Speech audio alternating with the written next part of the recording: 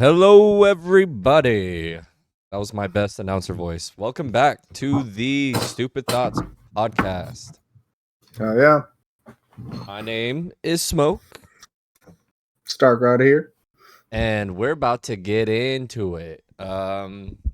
Well, we just both watched the full 30-minute encounter with Mamdani. We also are going to be discussing Miss Marjorie Taylor Greene resigning. Mm-hmm. And then we're going to take a look at these 2025 Game Awards. We haven't watched any anime, so like I said, please comment, give us some things to watch. We want to know what you suggest. Mm-hmm. Definitely, man. But looking at these Game Awards, and I feel like some of the ones that are going to stand out the most for the what's it called? The game of Just the year. Game of the Year. Yeah, we're gonna pick specific topics out of the Game Awards. We're not gonna talk about every category, but yeah, continue, Stark. Yeah, Game of the Year. I think it's based on the hype that was being said a lot. Claire Obscurus or Expedition 33. Yeah, that one's really up there. Oh, dude, And I think Kingdom that's Come taking the Deliverance crown. 2. That's taking the crown. Claire Obscure Expedition 33. I mean, Kingdom Come Deliverance 2 has a shot, but I don't know, man. You got a lot of people who are like super Final Fantasy heads who are really liking Claire Obscure. You got people who don't like turn-based style games like in this shit. And stylistically, it's insane. I don't know if you've played it at all, but dude, it's crazy. It was visually stunning. Right. But the other ones in the running were Hollow Knight, Silk Song, Hades 2, Donkey Kong Bonanza, and Death Stranding 2 on the beach. The fact that Nintendo got a nomination at all is baffling to me. Kind of crazy, but I didn't hear anything about Death Stranding 2 because the people who like it, and most other people are already kind of done with it. It's Jeff Keighley's Game Awards. Kojima was gonna get a fucking nomination. Yeah, I guess. And I would like to say Silk Song is going to be up there, but like once again, it's just like the other two pander to a much bigger audience, you know. Kingdom Come and Expedition 33. I feel like they also really push the boundaries of like what the gaming hardware can do as far as like the PS5, the Xbox Series, and the PS and then your PCs. Like these two games really push the limit of what the new gen can really, or the current gen can really offer, and they delivered. They really delivered. Yeah. To move on to another category, though, let's go to best ongoing. So these 5 games are basically titles that are, outstanding development of ongoing content, shit that's been going for years. A while. Yeah. Not just this year. So we've got Final Fantasy 14, Fortnite, Helldivers 2, Marvel Rivals, and No Man's Sky. Well, the ones I would want to see up there are Helldivers or Marvel Rivals. Yeah. I'm not a big Fortnite fan, but that doesn't mean that Fortnite isn't a big contender in the game. Yeah, but I also feel like Fortnite has totally fallen off. Their collaborations are amazing. Like they've been really pulling some great IP, but I don't know, man. They're just not a fun game to play. Yeah, it's one of those ones that you really need friends to make it more interesting. Right. I feel like at this point. But I mean, that's kind of the same with Helldivers. Yeah, I'd say Helldivers without friends is fucking terrible. But Marvel Rivals is kind of getting to that point too, because the one issue that I be finding with comp and quick match is you get a lot of people throwing. Loading up a comp game, you should see people running their mains. Gambit just released. Why the fuck am I seeing Gambit as my healer? They might just be hoping that the enemy doesn't know enough about Gambit to counter him. Right. That could be the thought process. But if you also don't know enough about him to win, then you're not going to win. Yeah, you're stuck between a rock or a hard place at that point.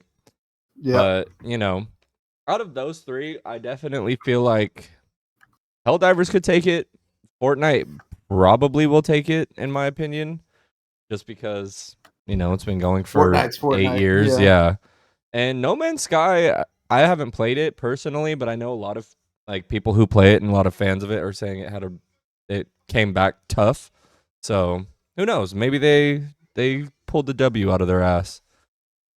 Yeah, I don't know. That one just came out of nowhere. Once again, I haven't heard anything about it. Right. Now, of course, I'm not the end all be all of information on gaming, but like it's been very quiet. Oh, yeah, very quiet. That's definitely one that not a lot of people are hearing about.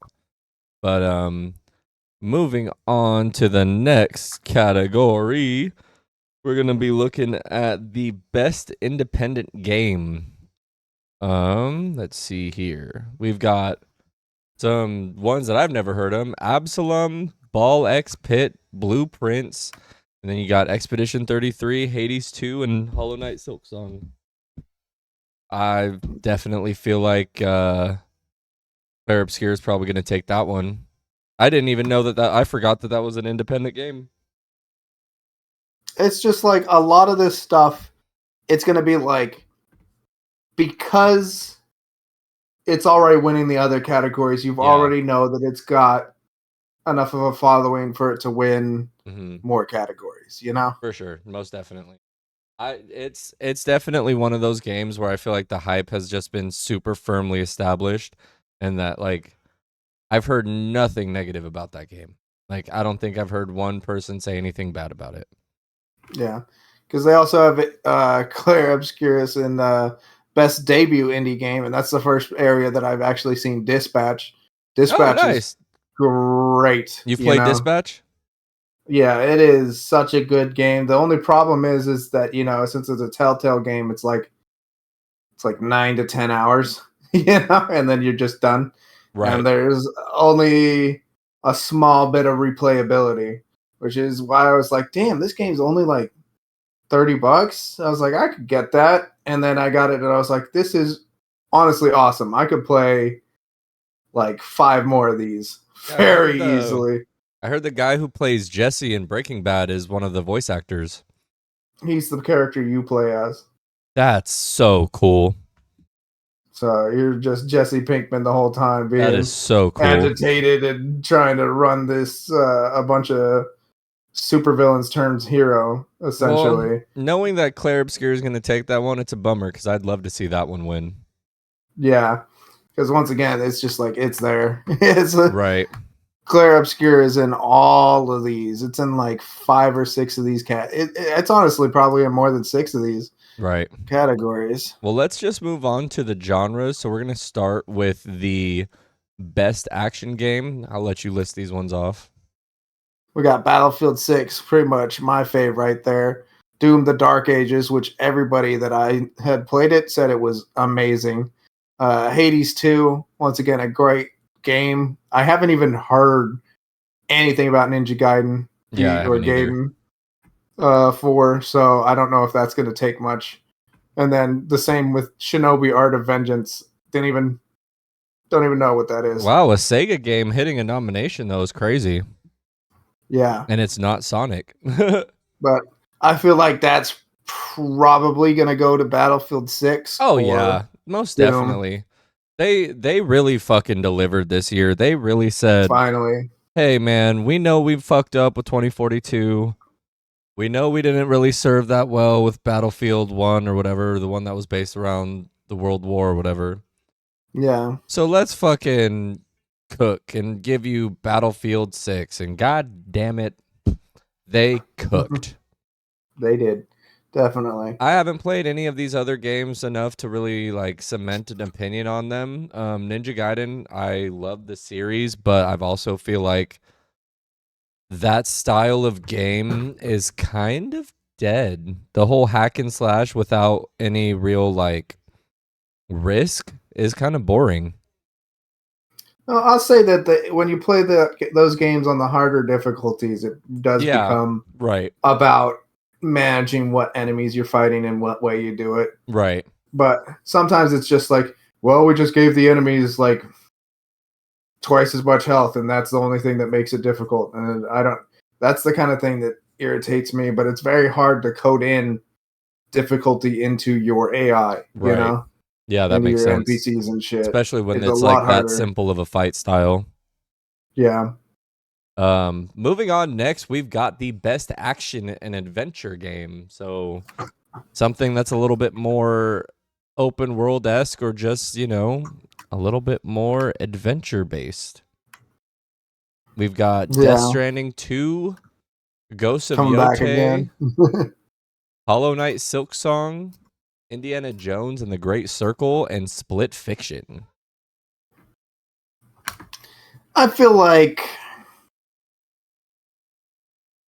I can't It's even got to go tell. to Yotei, in my opinion. I feel that as well. I Like, could there's a see lot of Silk good Song stuff taking with it, though. I'm not even going to lie to yeah, you. I could definitely see Hollow Knight pulling this W just because of the amount of yeah, hype around that game this year. yeah. A lot of people loved it. Indiana There were Jones so getting a many memes and nomination in whatnot. general is shocking to me. Yeah, I didn't see anything about it. I Game mean, just performed terribly, bro. Like, my fucking PC could barely fucking run that game without it being like 20 FPS.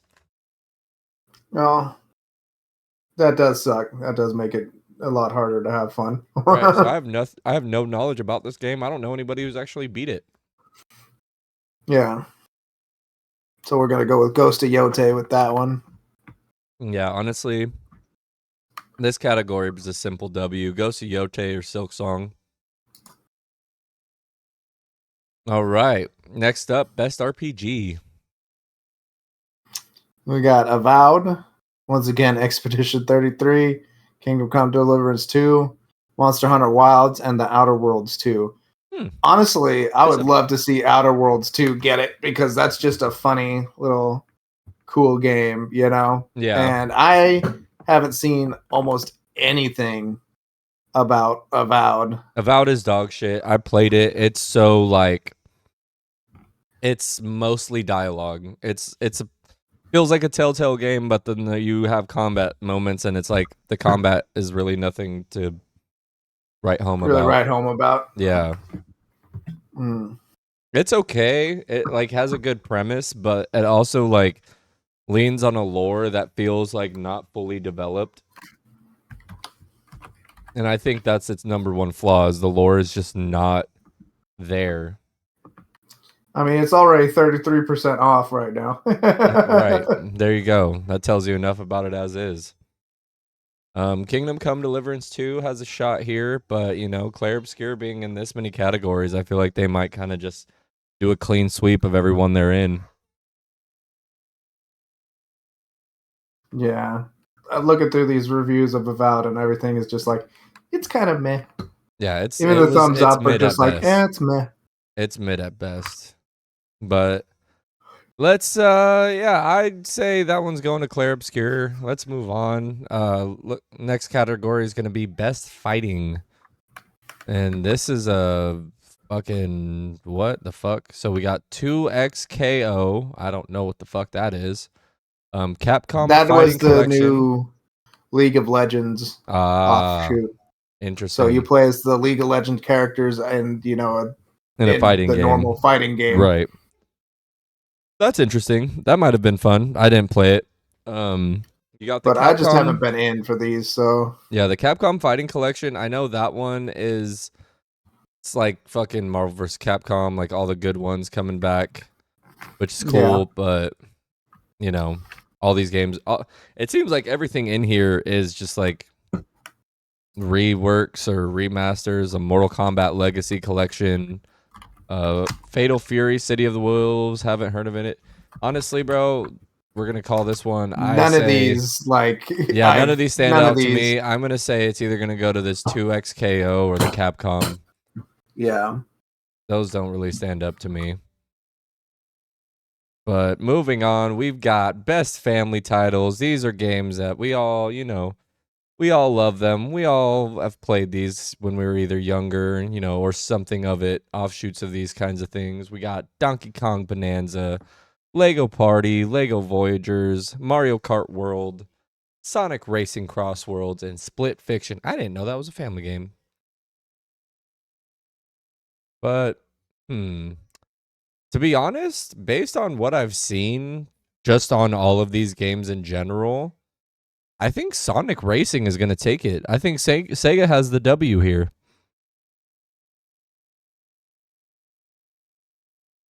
This is like one of those categories that I'm more privy to. Stark's kind of not really the family game type. I got 2 kids, so I be playing all these games, or I at least be watching people play these games. I don't have a Switch 2, so sadly I haven't been able to play like Donkey Kong Bonanza or Mario Kart World.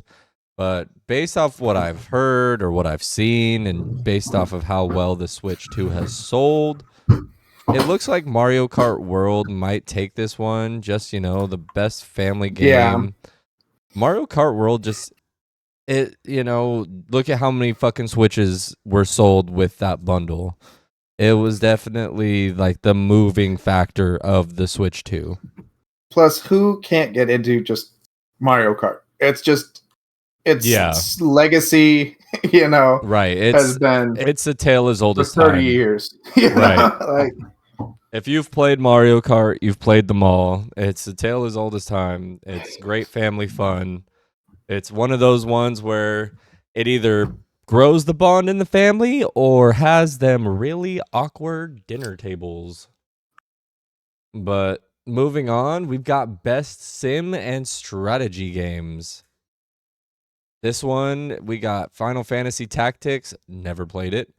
Jurassic World Evolution 3, cool. Sid Meier's Civilization 7, Tempest Rising, The Altars, and 2 Point Museum. I feel biased to give this to Jurassic World just because they've been doing this Jurassic Park like simulator shit for so long. But what do you think? I think Alters was Yeah. a very cool premise. It's a game that's on my wish list, but I just didn't grab it because kind of the price point. And I love Jurassic World Evolution 2. So 3, I assume just, made it bigger and better. Right. Just in some ways. Yeah, no, definitely. The Jurassic World Evolution games have all just been like super consistent. I feel like if you're into that sim creation world, that's definitely Making a one that dino park. right, that's definitely one that you picked up. But I don't really play those games, so we're going to move on to the next category. And this is one that I feel like I do dabble with a lot. We got the best sports racing, whether it's sports Yeah. like football and all that, or just racing games in general. We've got EA Sports FC 26, F1 25, Mario Kart World again, Rematch, and then Sonic Racing Cross Worlds.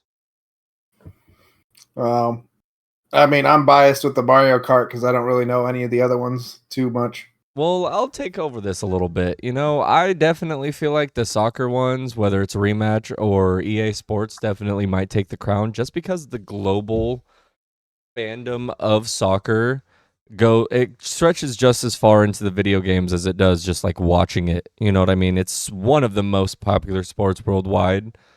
I'm sure this one is going to take the cake, EA Sports or Rematch.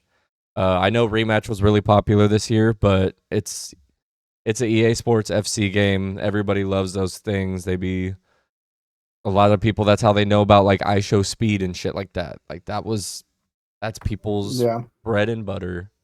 But moving on to our next and final category we are going to be talking about for the Game Awards, because this is where me and Stark kind of spend most of our time. We got the best multiplayer. And this is going to be a hard one for me and him because they got 3 of our favorites right out the gate. You got Arc Raiders, Battlefield Mm-hmm. 6, Elden Ring Night Rain, Peak, Mm-hmm. and Split Fiction. Man, Stark, how do you choose between those? I mean, fuck Peak and Split Fiction, but Arc Raiders, Battlefield 6, and Night Rain? Dude. I think it's about which one you're going to spend more time on. And that's why it's got to be those first two options. Even though I'm not saying Night Rain is a bad game, but Night Rain's replayability is much less than most Yeah, without a normal new shooting map or a new games. place to go to, there's really nothing that Night Rain really has, unless you're just like, oh, we play a Souls game, so this is our shit. Yeah, because you can play it a lot. You can try and get your guy a little bit better, but what are you getting your guy a little bit better for if you've already beaten all the bosses? And yes, they keep Exactly. coming out with a much more savage version or mean or It is just fun to fight. unusual boss, It but is fun to like, fight Souls bosses in an Elden Ring game. yeah, so it it's pretty chill, but I don't think that's gonna take it. So it's between Battlefield 6 and Arc Raiders. And right I know where you're at. now I'm still probably actually gonna move back towards Battlefield 6 because Really? Arc Raiders has created such a nice community and whatnot, but at the same time, a lot of these multiplayer games, it's about shooting other people, and Arc Raiders Right. makes you feel bad because every single person you shoot is like, no, no, no, bro, I just found Right. some apricots, man. I was trying to give them to my chicken, man. I got a chicken at home, man. And you're just sitting there like, no, could you just shut up so I could kill you? Like, like That's you're so making me feel funny. bad.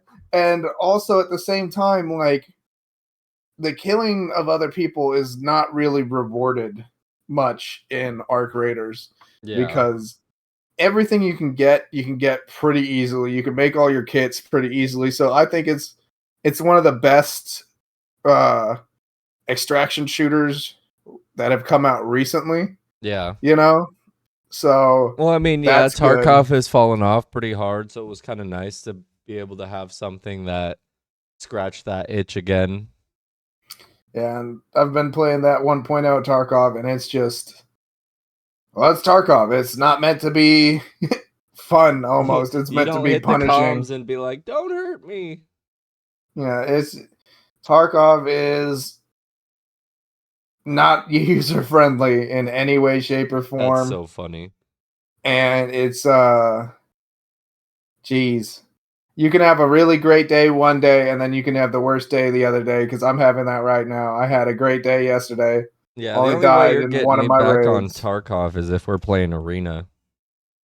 Yeah, I mean, I'm probably gonna play more arena than I'm gonna play Tarkov at this point because I'm just getting agitated. I mean, I Yeah. see the other homies are still playing it, but you know how our other buddy gets when he gets a game, he latches into it and plays it into the dirt. Yeah, that's for So sure. I'd be down to play. I'm playing with him specifically, basically, because I wouldn't have picked it up again. But I mean, I Right. have some good moments that make me want to keep it, but otherwise, it's kind of just like, man, Can this be I over keep yet? getting shot. I No, I keep feel getting, that. and then it's just like the time to get back into a match is excessive, and it gets more and more uh, when what's it called? The more people you have in a party, the Yeah. longer it takes to get back into a match because everybody's got to get their stuff. And also, if the party doesn't get wiped, you're just sitting there for 20 minutes listening to everybody do stuff, Yeah, that's true. Yeah, that's true. which is not as fun as one would think. Yep. but Well, all right. Well, that concludes Jeff Keighley's 2025 Game Awards. And yeah. let's start this off with honestly the most recent topic, man. Marjorie Taylor Greene hitting that resignation. What are we feeling about that?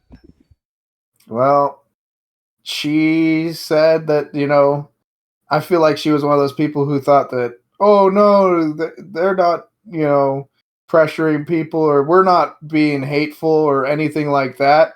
And then that fucking fire hose got turned on her and she Yep. couldn't hold it for even 2 days and finally realized, like, oh shit, Yeah, it's crazy how, a lot of these having a Republicans, president, you know. as soon as Trump turns on them, they fucking just run with their tails between their legs. I I have to say, At least she stuck with her principles for yeah, that period of time. she really said, "Fuck you, I'm America, I'm the real America first. I'm this, I'm that." But she stood on her 2 feet. Got She stood her crucified. ground, and which is crazy, you know. Not a lot of people have the gumption or the balls to stand up to Donald Trump like that, let alone people who have been his loyal supporter for the past however many years. Yeah.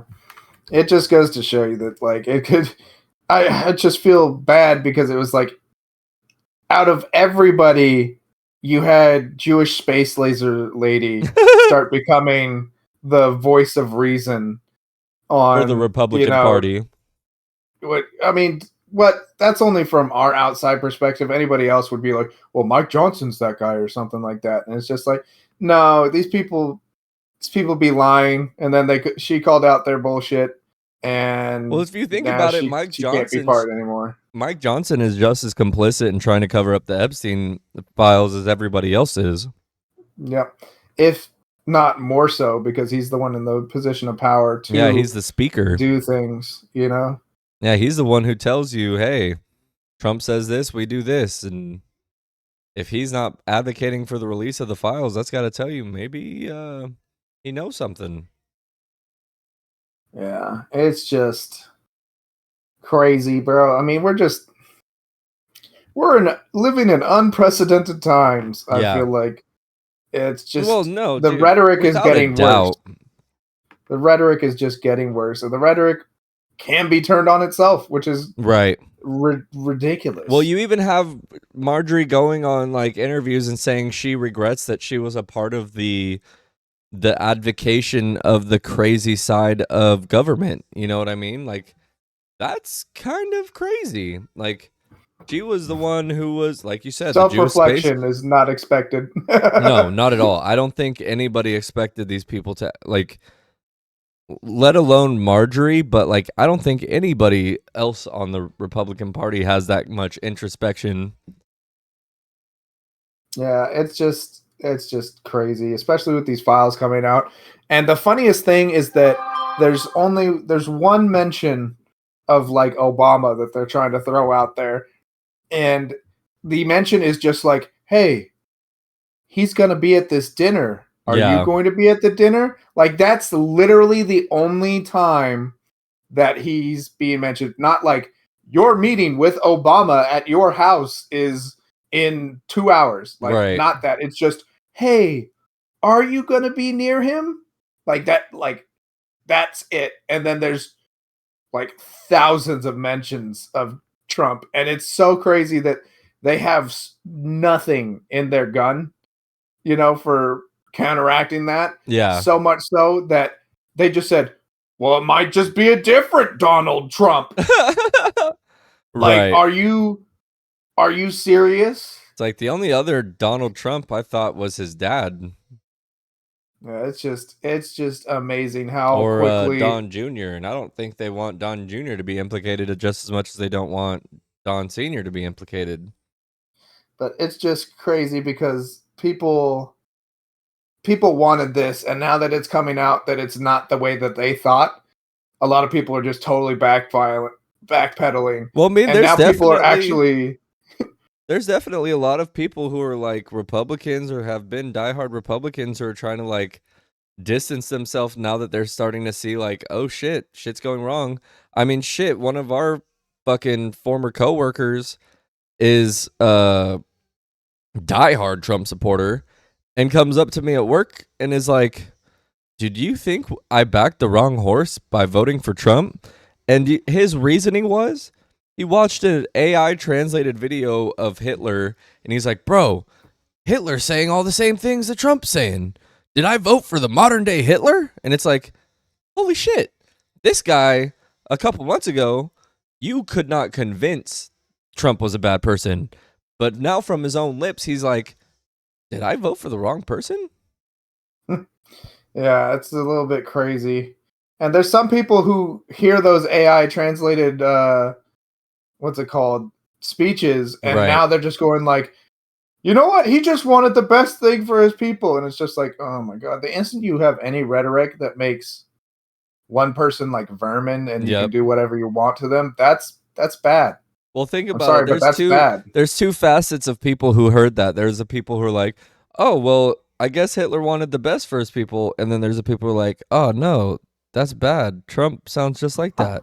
And it's like, especially given with how the Groypers are kind of taking over the Republican movement now that Charlie Kirk isn't around, Yeah. you can definitely kind of sense it's like, oh, you guys are just going the Nazi route. Yeah, it's just crazy, bro. Because I mean, Nick Fuentes has been one of those people who, does like Holocaust denialism, or at least Right. the numbers and And all now this other stuff. he's one of the most popular fucking online creators for the Republican Party.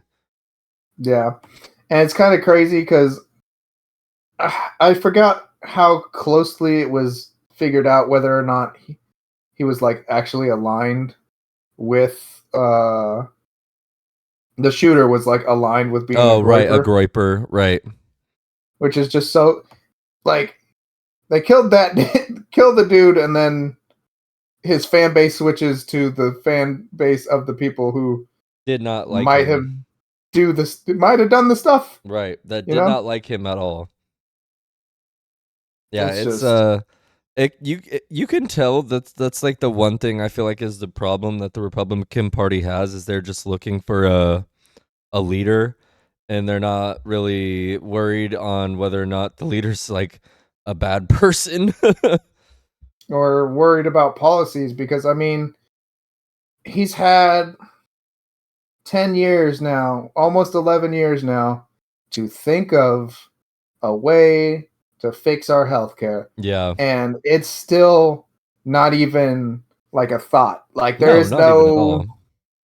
there's no, hey, we're thinking about cutting back premiums or something. We're thinking about lowering the deductibles by a lot, and that'll hopefully save you guys more because hey, if you're paying more in insurance, then maybe if we lowered your deductibles, then Yeah. you would get more money bang for your buck. But that's not even a mild Well, it's like, dude, conversation. they're just You utilizing know? it to pay for the tax cuts, and I still don't understand how so many people who voted for Trump don't understand that the reason why his tax cuts overwhelmingly help billionaires is because of the fact that he himself is a billionaire. And it's just kind of I hate the fact that anytime that the government helps anyone, like in any way, shape, or form, I feel like Republicans are kind of like, well, what if somebody abuses it? And then they just want to shut it all down. And it's just like, your government is meant to take care of you. Right. It's not like your government, like, care doesn't end with, well, we have wars that don't touch our borders, and we got big military might that, make sure that nobody comes and fucks with us. Like, that is not the beginning and end of a government's job. That is Right. that is the less than even the basic amount of care, Yeah, exactly. like ending your homelessness in your country. That's what the government should be doing. Protecting its citizens against, scams and what's it called? Just any sort of, bad products and Right. bad health practices that people do to, cut corners to make profits.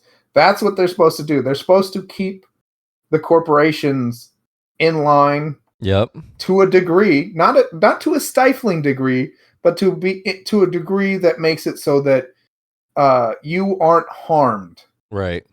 willingly by another company trying to do something like that. That's Right. It something should that I think that definitely they're be meant the to be like it doing. should be the function of government to make sure that like in a capitalistic society we're not being like intentionally scammed. Like that I don't understand why that's a controversial point. It's if you want free and fair competition, it has to be free and fair. You can't have someone utilizing a system And heavily to subsidizing one of them. right, You utilizing the know, system to get a leg up because then that's not free and fair. That's fair for one set of people.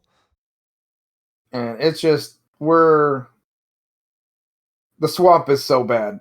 Like I don't think there's a way to really fix it right now. I don't think there's Other a than way that makes sense for us, if that makes sense. Like, there's a way to fix it, but I don't think there's a way that it would be implemented currently. right. Like, there's definitely something that we could do, but nobody wants to have it happen.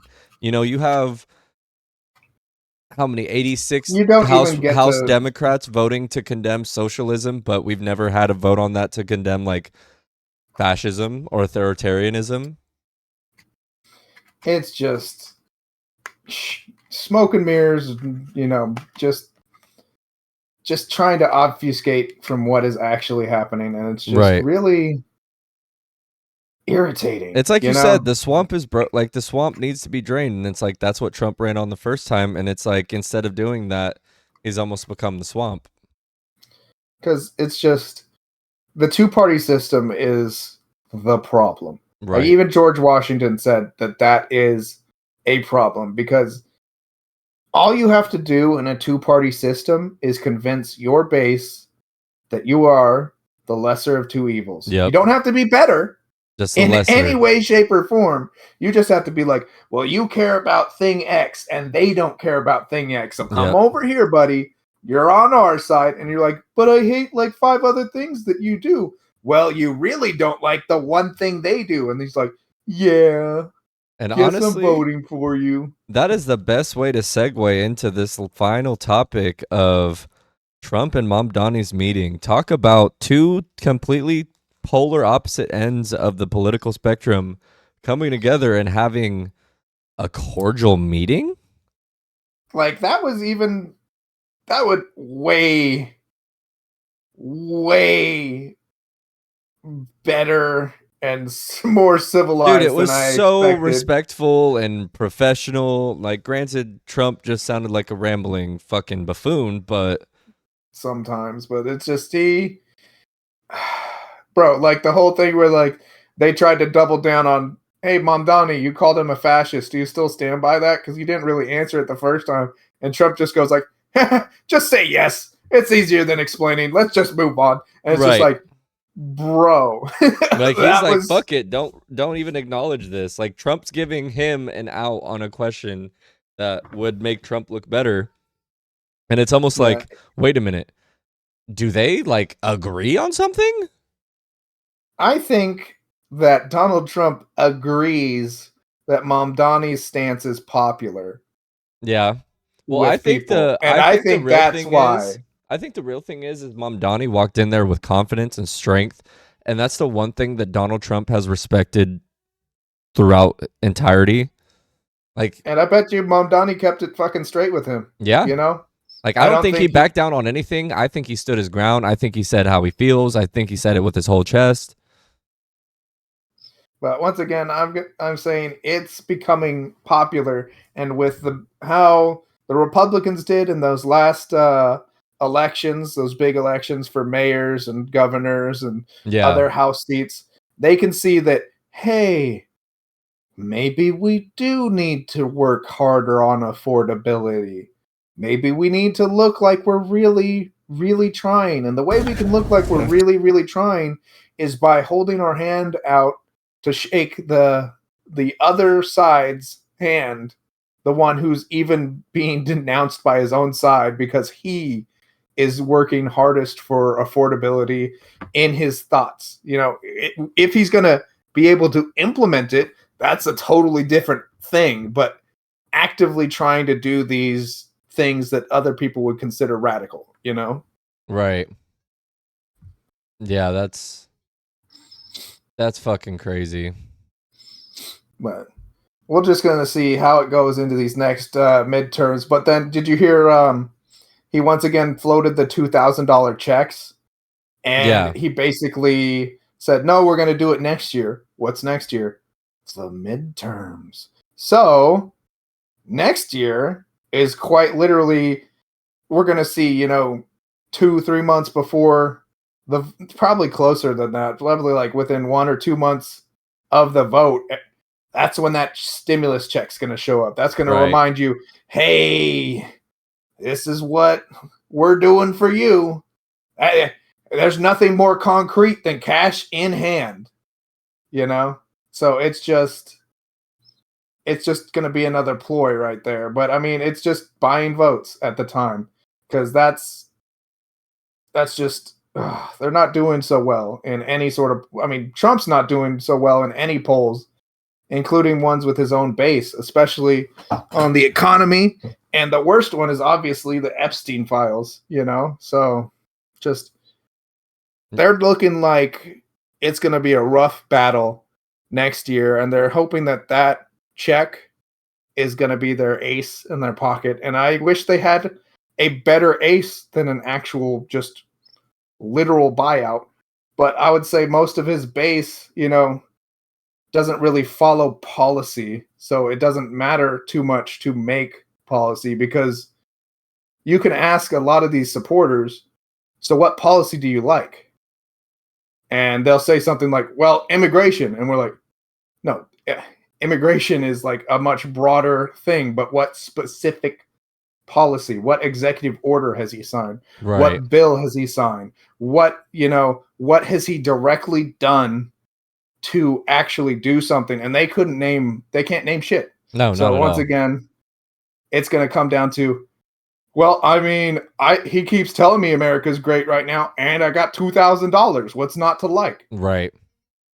Yeah, it's gonna turn into a world where it was kind of like with COVID, where he's thinking that utilizing a stimulus is just gonna make everybody want to vote for him. But it's like, you can do that, but you also have to have a plan, man. Like, people need an actual like game plan. $2,000, We need that a goes leader so to lead. fast. That goes so fast. That's not gonna fucking save people, and especially coming the middle of next year or the end of next year, like that's not gonna do anything for anybody. So. Yeah.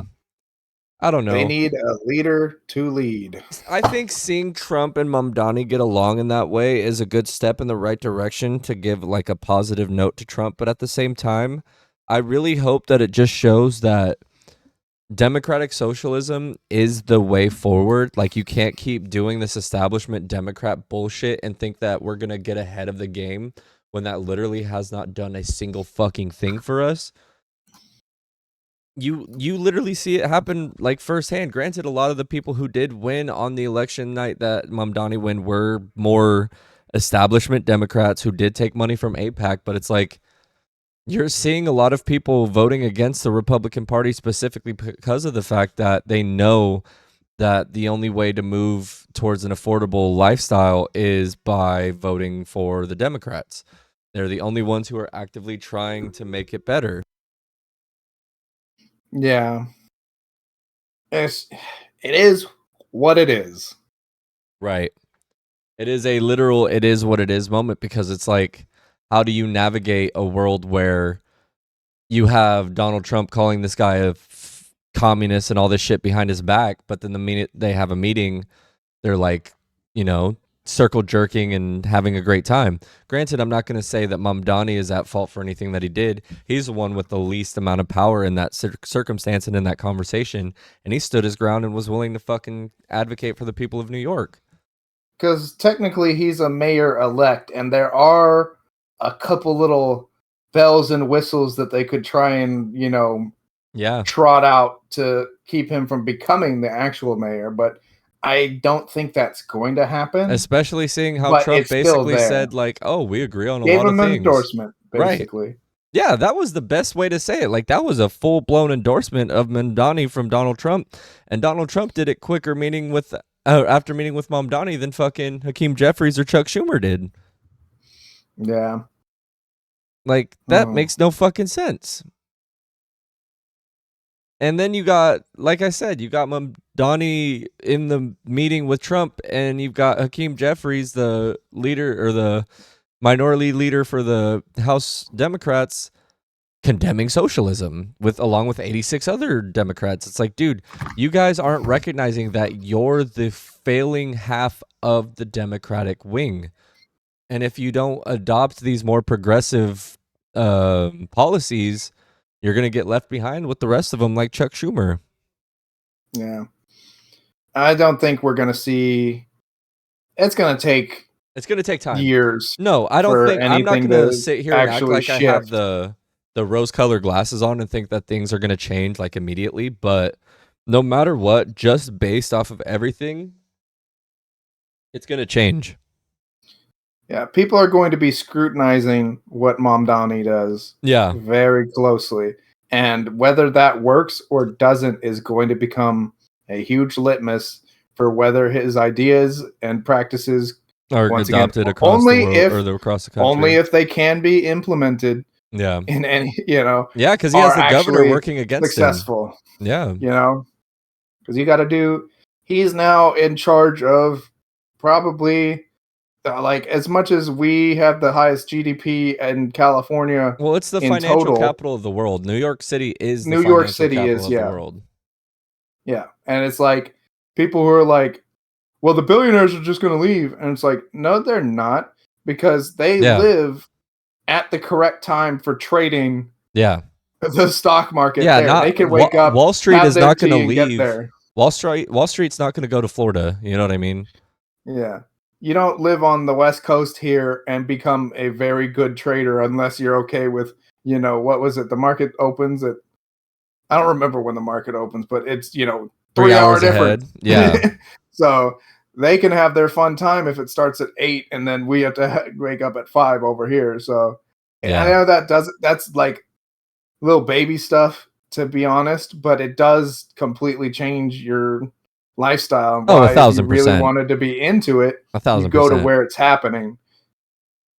Yeah, most definitely. Honestly, I think Mamdani has the best chances, especially now. You know, he's gonna have a lot of Trump supporters in his camp, so he's doing good. He had 1 out of 10 Trump supporters voted for him in this most recent election. So if that goes to show, I think it's proof of the fact that even the people who voted for Trump can adopt these socialist ideas if they weren't fully If mouth they directly affect them. right, or if they're not just sat there and mouth fed like, oh, it's communism, it's communism, it's communism, because it's not. It's something different. It's something else.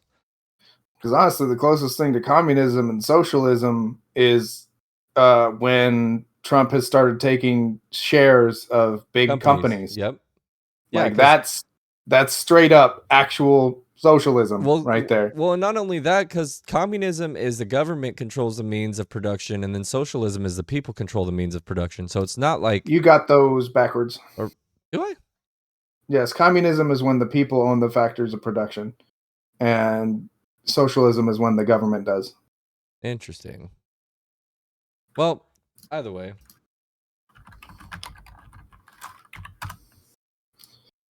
Yep. Well, technically not the government in socialism, the community or social ownership, right? Because isn't instead of communism private. is state ownership, right? Yes. Right. So yeah, I mean, because socialism still opens the like it still has the pathway for like community ownership, but it has government safety nets to protect people who are in oh like yeah, that's communism. impoverished states and stuff like that. It's like Mamdani's grocery store. It's like, sure, you can go to fucking Wegmans or you can go to fucking the city run grocery store and get all the same shit for half the price. And people are going to do that over, people who need it are going to do it. Right. You know. And that's all that matters. That's the entire point of it. It's not supposed to completely remove the privately owned business. It's just to have a backdrop so where the people who don't want to support the privately owned at least have an option. Yeah. But with all that being said, everything going on, this was a very interesting meeting. Mamdani really, is a star of the damn show for that one.